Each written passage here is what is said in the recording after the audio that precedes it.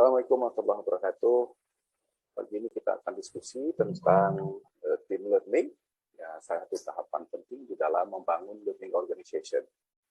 Yang pertanyaannya begini, sebenarnya bagaimana sih ya, dari individu grup learning itu dari individu-individu yang kemudian masing-masing memiliki kemampuan dalam personal mastery, kemudian juga memiliki mental model tertentu, tapi kita harapkan sudah terbangun visi bersama dan sudah mulai membangun bagaimana itu kita bekerja sama atau team learning. Sehingga nantinya bisa terbentuk sebuah teamwork, yaitu yang jelas-jelas menunjukkan together everyone achieve more. Ini yang kita harapkan. Nah, tapi ternyata inti learning organization ini bukan hal yang mudah ya. Mengapa? Mengapa team learning? Pertanyaannya karena begini. Ini kita ibaratkan ada 3 orang buta mengenal gajah, lalu masing-masing egois ya, dengan mengatakan kemampuannya sendiri-sendiri, yang satu pegang belalai, yang satu pegang kaki, yang satu pegang badannya. Ini pasti tidak akan ketemu. Ya. Jadi, ketika 3 orang buta mengenal gajah, lalu masing-masing ngotot dengan pendapat masing-masing, maka yang diperoleh adalah pemahaman parsial yang menyesatkan. Masing-masing mengatakan beda. Yang satu seperti ular, yang satu besar seperti pohon kelapa, yang satu lebar seperti dinding. Ini mana yang benar? Tidak ada. Disinilah perlunya team learning. Biasanya mengatakan ada orang yang tidak dapat bertahan lama karena adanya hambatan untuk belajar disebabkan oleh 7 penyakit yang dideritanya. Inilah yang barangkali akan kita bahas sebagai tahap awal. Adanya 4 konsep yang jadi berkembang masing-masing. Inilah kemudian yang kita kenal tadi, ya, yaitu personal mastery, mental model, lalu team learning dan observation. Yang itu disatukan oleh disiplin kelima sebagai obat terhadap 7 penyakit yang diderita organisasi itu. Dan setelah kita bisa jelas ya bagaimana memahami penyakit itu. Yang pertama adalah I'm my position. Kita sering menganggap bahwa kita sudah sangat hebat dengan posisi kita. Akibatnya kita tidak mau belajar lagi. Yang kedua adalah the enemy is out there. Kita menganggap bahwa penyebab itu di luar sana, padahal ada di antara kita. Yang sehingga kita malas belajar lagi. Yang kedua adalah the illusion of taking charge. Memang punya ide proaktif itu bagus, tapi tanpa mempelajari lebih dahulu, ada kalanya bukan kebaikan yang kita peroleh. Yang berikutnya adalah fixation of event. Kita menganggap acara-acara itu sama aja antar event, padahal itu selalu berubah ya. Dan kita lupa polanya, antar hubungan lain-lain, menganggap masa itu bisa sabar dan hanya berulang saja. Yang berikutnya adalah the parable of the boiled frog. Ya. Katak itu kalau dimasukkan ke dalam air yang panas, dia akan loncat. Tetapi kalau dihangatkan pelan-pelan, dia akan lupa. Itulah perubahan yang slow, akan kadang-kala kita merasa tidak ada perubahan dan tidak perlu melakukan perubahan dan akhirnya kita tidak mau belajar. Lesson of learning from experience. Ya, pengalaman itu memang penting, tetapi ingat settingnya adalah masa lalu, yang ada kalanya ke masa depan itu menjadi tidak berarti.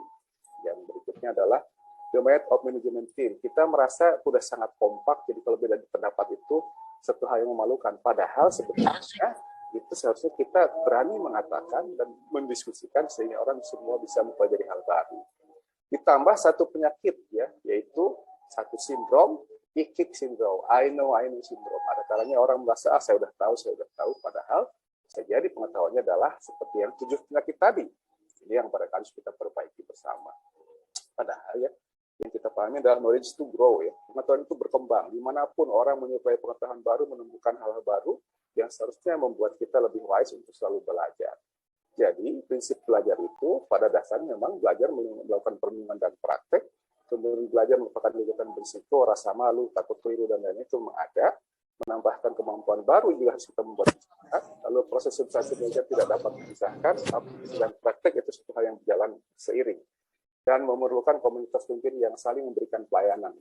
Nah, disinilah siklus ketakutan itu kadang-kalanya menutupi kesalahan, dan orang tidak mau belajar, lalu kurang pengetahuan dan keahlian baru. Seharusnya ketakutan ini kita bangun bersama-sama, gitu ya. Jadi, oke, ini saya seperti ini, apa yang terjadi, gitu ya. Dalam sebuah mata kuliah dulu, waktu saya kuliah S2 itu, ada diskusi Ma'arif.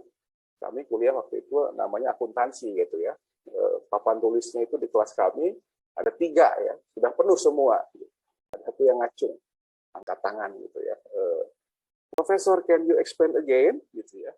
From where? Terus ya. From this one? No. Tuh, akhirnya paling dari awal semua. Begitu dari awal semua, satu kelas mengatakan, wah, you just saying the right one because you do not understand. Please say again, gitu. Please explain again. Yang barangkali juga harus kita lakukan. Nah, jadi wilayah perubahan ini memang kita harapkan ada sebuah siklus ya, ada sikap dan keyakinan bahwa kita bisa dapat, kemudian membangun keahlian baru dan kemudian membangun kesadaran dan kepekaan. Inilah yang sebuah wilayah perubahan abadi yang kita ingin lakukan sebagai sebuah siklus belajar dari dalam diri kita. Nah, konsep belajar ini adalah keahlian, kemampuan baru, kapasitas yang aspirasi, listrik atau berubah, perlindungan percakapan seperti pingpong. Pingpong itu asik kalau lawannya seimbang kan gitu ya, mainnya lama. Tapi kalau nggak seimbang akan cepat kalah dan tidak menarik. Lalu konsentrasi, kapasitasi, melihat faktor lain dan kesadaran kepekaan baru, sikap keyakinan baru dan kebiasaan berpikir sehingga proses pembelajaran itu nanti pada dasarnya akan bisa membangun perjalanan tim ini dari mulai forming, storming, norming sampai performing sehingga terbantu tim work skill yang baik dan di situ terbangun dengan sifat komunikasi, konflik juga bisa diredam dan diarahkan untuk hal yang positif, kemudian listening ya, jadi learn to listen, listen to learn, kemudian terbangun saling kepercayaan dan akhirnya saling menghormati dan kita bisa bekerja dengan optimal. Kata Aristoteles, pada akhirnya kita adalah hasil apa yang kita kerjakan berulang-ulang. Mengerjakan berulang-ulang artinya apa?